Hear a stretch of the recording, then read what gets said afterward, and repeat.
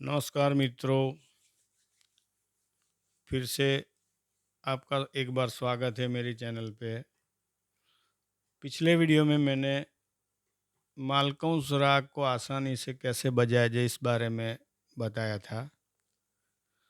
आज मैं फिर एक राग भैरवी को लेकर आपके साथ आया हूँ बताने के लिए कि भैरवी राग को हम आसानी से कैसे बजाएंगे। भैरवी में हालांकि सभी ऋषभ, अ, गंधार, निषाद और दैवत कोमल लगते हैं। 4 स्वर कोमल लगते हैं। वैसे मिश्र भैरवी में सभी 12 स्वर लगते हैं, लेकिन भैरवी में मुख्यतः ये 4 स्वर कोमल लगते हैं। तो बहुत से लोगों की ये दिक्कत रहती है, कोमल स्वर नहीं बजते हैं और भैरवी बजाना चाहते हैं। तो जिन लोगों ने 2-3 साल का अभ्यास किया है, तो ये वीडियो खासकर उनके लिए है। तो भैरवी को आप आसानी से कैसे बजा सकते हैं। तो ये मेरे पास डी शार्प स्केल की बांसुरी है और मैं उस पर पहले भैरवी के स्वर बजा के बताता हूँ, चलन नहीं, स्वर स्वर बजा के बताता हूँ। उसके बाद उसको क्या कर सकते, ट्रांसपोजिशन कहाँ कर सकते, उसके बारे में बताऊँगा।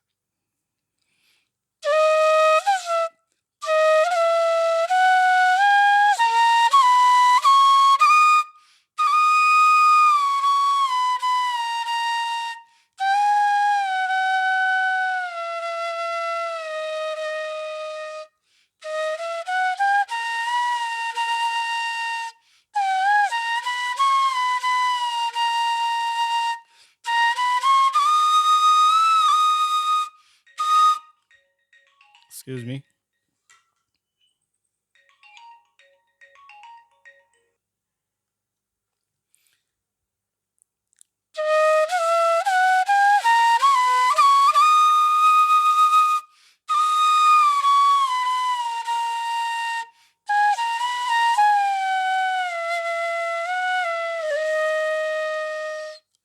तो ये मैंने मूल स्केल से बजाया है। अब उसको हम नी को सा मान के बजाएंगे तो आपको भैरवी के स्वर मिल जाएंगे। तो उसके लिए आपको ई नेचुरल की बांसुरी लेनी पड़ेगी डी शार्प स्केल के लिए।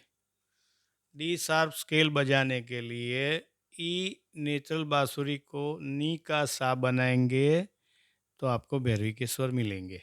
देखो कैसे।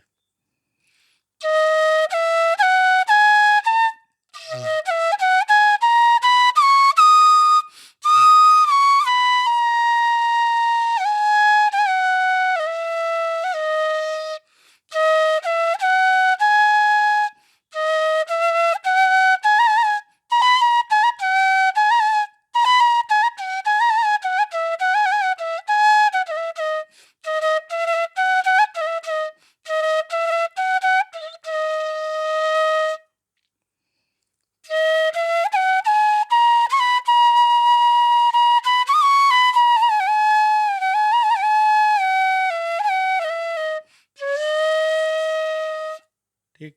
तो ये नी को सा मान के हम बजाएंगे तो भैरवी मिल जाएगी। और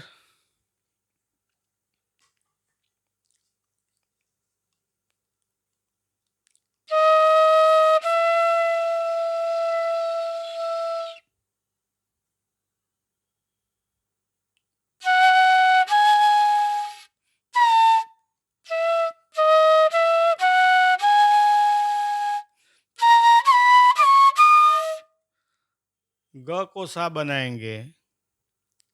बी से सफ़ेद सात बांसुरी का गंधर को हम सा बनाते हैं तो फिर भैरवी के स्वर मिलेंगे। लेकिन कंडीशन यही है उसमें। और पहले मैंने पिछले वीडियो में भी बताया था, मालकौंस के बारे में जो बताया था कि जितना स्वर स्थान आप ऊपर लोगे तो ऊपर के स्वर आपको कम मिलेंगे। ताड़ सप्तक की तरफ जाओगे तो ताड़ सप्तक में स्वर कम मिलेंगे, मंद्र सप्तक के स्वर आपको ज़्यादा मिलेंगे भैरवी के लिए। तो ट्रांसपोजिशन में ये आपको थोड़ा ध्यान में रखना है कि आपको क्या बजाना है, तो उस हिसाब से उसका ट्रांसपोजिशन आपको नी पे करेंगे तो मंद्रा सप्तक के स्वर आपको कम मिलेंगे, ताड़ सप्तक का ज़्यादा मिलेंगे। और गंधार पे आप शिफ्ट करते हैं तो मंद्रा सप्तक के स्वर ज़्यादा मिलेंगे, ताड़ सप्तक के कम मिलेंगे। इस तरह से देखो।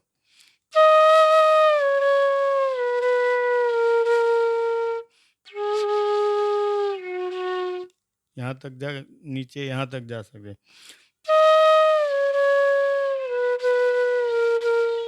सा नी ध ब म ग। नीचे मंद्रा सप्तक के ग तक जा सकते हैं हम। गंधार को सा बनाएंगे तो आपको समझ में आ रहा है ना। और ऊपर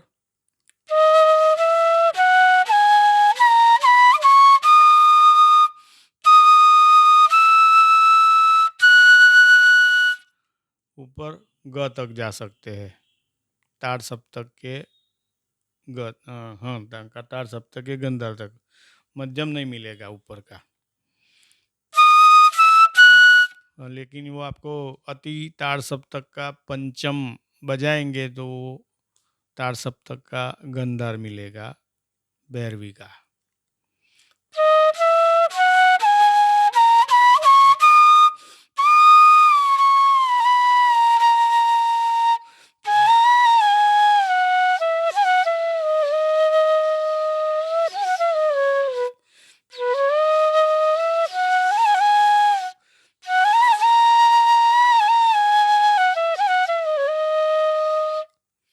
तो ये मैंने ऊपर गंधार पर शिफ्ट करके बताया। जिन लोगों की कोमल गंधार और कोमल निषाद पर अच्छी पकड़ है, जो आसानी से कोमल गंधार और कोमल निषाद बजा, रे और ध में किसी को दिक्कत रहती है, 4 स्वर कोमल बजाने में दिक्कत रहती है, लेकिन 2 स्वर जो लोग बजा रहते हैं, जैसे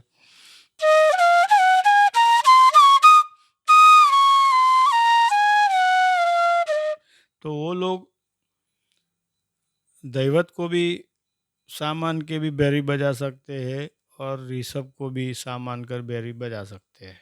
तो वो कैसे, देखिए पहले मैं ऋषभ से बता देता हूँ।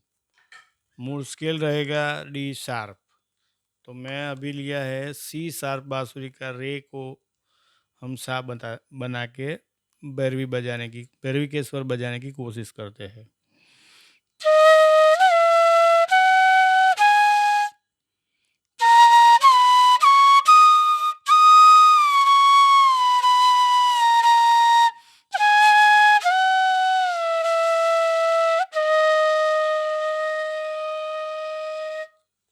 थोड़ी फ्रीक्वेंसी बढ़ा दें।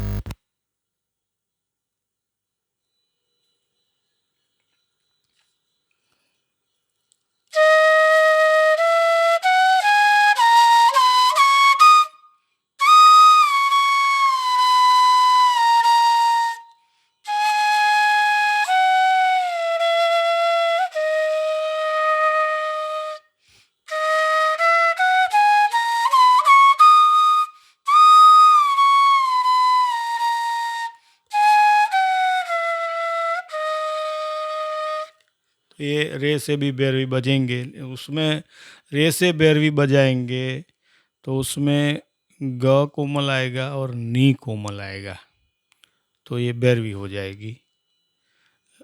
सी शार्प बांसुरी के रे को आप सामान के बैरवी बजाएंगे, बैरवी के स्वर, तो गंधार कोमल लगेगा, निषाद कोमल लगेगा और बैरवी बन जाएगी और स्केल रहेगा डी शार्प। और अगर नीचे जाते हैं दैवत को सा बनाते हैं तो कैसे बनता है।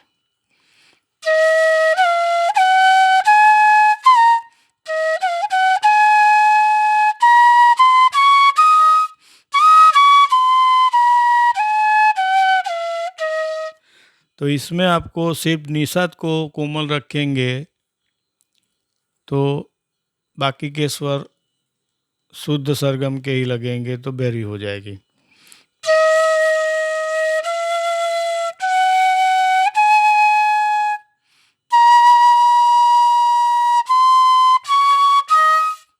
मध्यम, शुद्ध मध्यम लगेगा, तीव्र मध्यम नहीं लगेगा इसमें।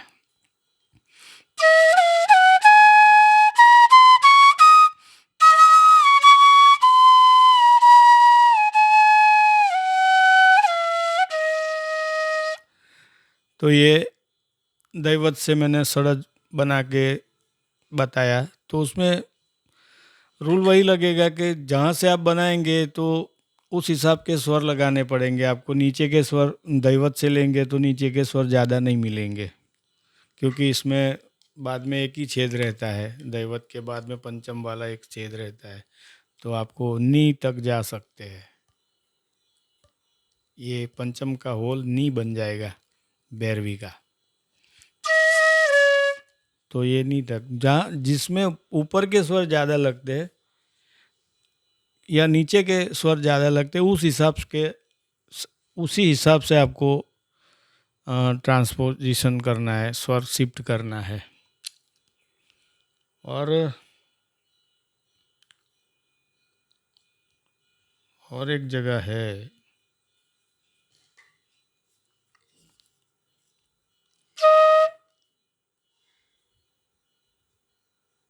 हम्म,